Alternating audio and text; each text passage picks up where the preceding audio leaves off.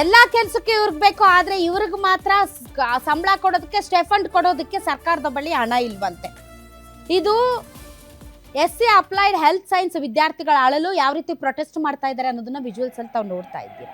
Victoria ಆಸ್ಪತ್ರೆ ಬಳಿ ಶಿಷ್ಯ ವೇತನಕ್ಕಾಗಿ ಬೀದಿಗಿಳಿದಿದ್ದಾರೆ ಸ್ಟೂಡೆಂಟ್ಸು. ವಿಕ್ಟೋರಿಯಾ ಆಸ್ಪತ್ರೆಯಲ್ಲಿ ಕೆಲಸ ನಿಲ್ಲಿಸಿ ಪ್ರತಿಭಟನೆ ಮಾಡ್ತಾ ಇದ್ದಾರೆ. ಅವರು HOD ಅಸೀಮಾ ಬಾನು ಮೇಡಮ್, ಎಲ್ಲದರಲ್ಲೂ ನಿಮ್ಮ ಪಾತ್ರ ಇರುತ್ತೆ. 4 ಪ್ರಮುಖ ಹುದ್ದೆಗಳಲ್ಲಿ ತಾವಿದ್ದೀರಾ. ಒಬ್ಬ ಅಧಿಕಾರಿಗೆ ಒಂದೇ ಹುದ್ದೆ, ಆದರೆ ಅಸೀಮಾ ಬಾನು ಅವರು 4 ಹುದ್ದೆಗಳಲ್ಲಿ ಇದ್ದಾರೆ. ಅಲ್ಲಿ ಎಲ್ಲ ರೀತಿಯ ಅಪಾಯಿಂಟ್ಮೆಂಟ್ಗಳು ಇವ್ರ ಮೂಲಕನೇ ಆಗಬೇಕು. ಆದರೆ ಶಿಷ್ಯ ವೇತನ ಕೊಡೋದಕ್ಕೆ ತಮ್ಮ ಹತ್ರ ಹಣ ಇಲ್ಲ. ಪಾಪ ಅಲ್ಲಿ ನೋಡಿ ವಿದ್ಯಾರ್ಥಿಗಳು ಯಾವ ರೀತಿ ಪ್ರತಿಭಟನೆ ಮಾಡ್ತಾರೆ.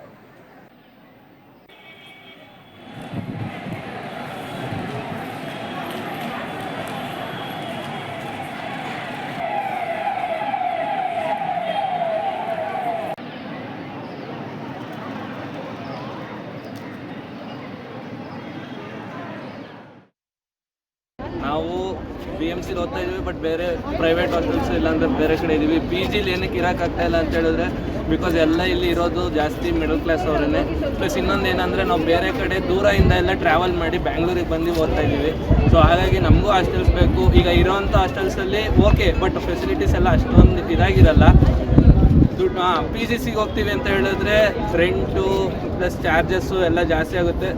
ನಮಗೆ PGs ಸಿಕ್ಕೂರು ಕಡಿಮೆ ರೇಟಿಗೆ ತುಂಬ ದೂರದಿಂದ ಟ್ರಾವೆಲ್ ಮಾಡಬೇಕು, ಬಟ್ ಅದು ಆಗೋಲ್ಲ. ಯಾಕೆಂದರೆ ಬೇಗ ಇಲ್ಲಿನೂ ಕ್ಲಾಸಸ್ ಆಗಲಿ ಕೋಚಿಂಗ್ಸ್ ಆಗಲಿ ಬೇಗ ಸ್ಟಾರ್ಟ್ ಆಗುತ್ತೆ. ಹಂಗಾಗಿ ನಮಗೂ ಹಾಸ್ಟೆಲ್ಸ್ ಬೇಕು. ನಾವು ಎಷ್ಟೊಂದನ್ನು ಪ್ರಾಬ್ಲಮ್ ಫೇಸ್ ಮಾಡ್ತಾ ಇದ್ದೀವಿ ಈಗ. Allied Health Sciences here. We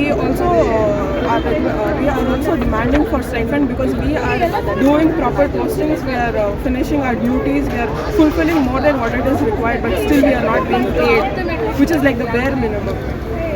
After we are completing 3 years of our studies, the final year we got internship. In internship we didn't have any hostel facilities also from the government. All the students are working under AHS. In AHS, RGH is the board. For all students getting stipend in internship, but why we didn't get it? We want justice for that. Other college students are getting stipend, but we are not even provided with hostels, identity cards, or proper faculties and facilities also.